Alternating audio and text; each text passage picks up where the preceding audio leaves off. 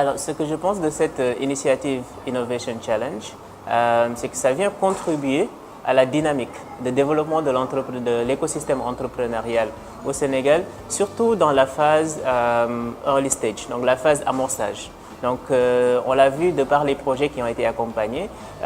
Certains étaient encore à l'étape d'idée, d'autres étaient encore à l'étape prototype, d'autres étaient à l'étape où ils s'apprêtaient à aller sur le marché.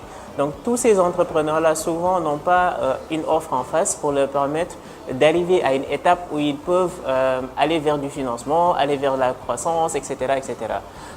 Donc, pour cette partie-là, c'est vraiment une initiative qui est importante pour l'écosystème. Pour l'autre raison pour laquelle c'est vraiment important comme initiative, c'est que ça encourage les autres entreprises également à se mettre dans cette dynamique d'open innovation, dans cette dynamique de se mettre au service de l'écosystème. Parce que plus l'écosystème est fort, plus ça bénéficie à ces entreprises-là. Donc, je pense que c'est très bien que Expresso se soit lancé dedans, à l'image d'autres entreprises qui l'ont fait avant. Hein, et on espère que ça va continuer, que on aura de plus en plus d'entreprises impliquées dans l'écosystème entrepreneurial.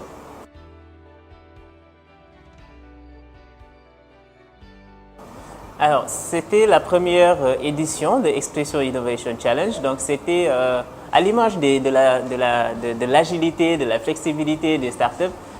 Expresso s'est donné aussi cette opportunité d'être agile et d'apprendre en cours de route. Donc, pour cette raison, il y avait un ensemble assez hétérogène de startups, donc de par leur niveau d'avancement, etc.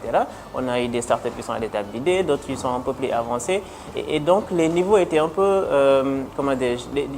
les niveaux n'étaient pas homogènes, donc ça a permis, en tout cas, on a essayé de faire avancer chaque startup d'une étape A à une étape B. Et ça nous a permis également, ça a permis à Expresso d'apprendre de chaque start-up par rapport à leur niveau et ensuite par le temps, certainement le programme va s'ajuster et cibler, soit avoir une cible de start-up assez homogène ou bien continuer dans cette hétérogénéité-là. Mais les niveaux étaient vraiment... donc il y avait de bons niveaux, pas seulement côté start-up mais côté entrepreneur. Donc beaucoup de volonté de la part de ces entrepreneurs-là également. Après, bien sûr, il faut continuer à s'améliorer. Il y a toujours une marge de progression pour nous tous qui sommes là. Donc ils en sont conscients et ils vont tout faire pour évoluer.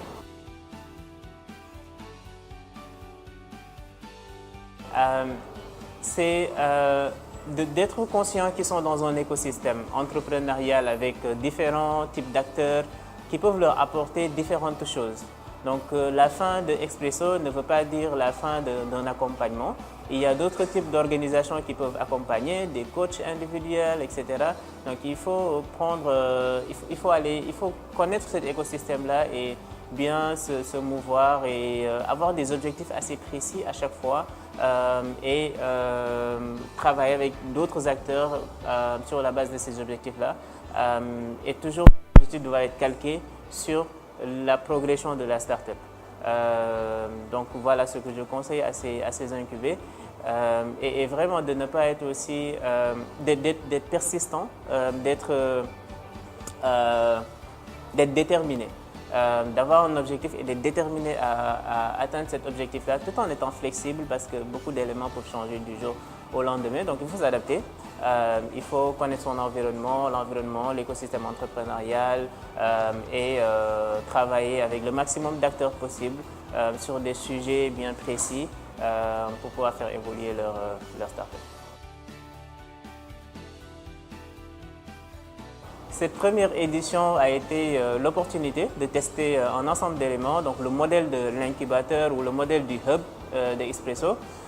Donc il y a eu pas mal d'apprentissage. Donc pour les prochaines éditions, ce serait vraiment très intéressant de définir un modèle et un positionnement dans l'écosystème. Est-ce qu'on fait de l'amorçage, est-ce qu'on fait de l'idéation, est-ce qu'on fait de l'accompagnement à la croissance, etc. Et vraiment de se positionner et de bien clarifier la proposition de valeur unique que l'incubateur a pour les entrepreneurs. Cela va pousser les entrepreneurs savoir exactement ce qu'ils doivent attendre de l'incubateur et également de tenir l'incubateur accountable et de tenir l'incubateur redevable par rapport à cette promesse de proposition de valeur-là. Mais vraiment, donc, s'il y a une chose, c'est vraiment de bien fixer, de bien déterminer le positionnement de l'incubateur dans cet écosystème-là en termes d'accompagnement d'entrepreneurs.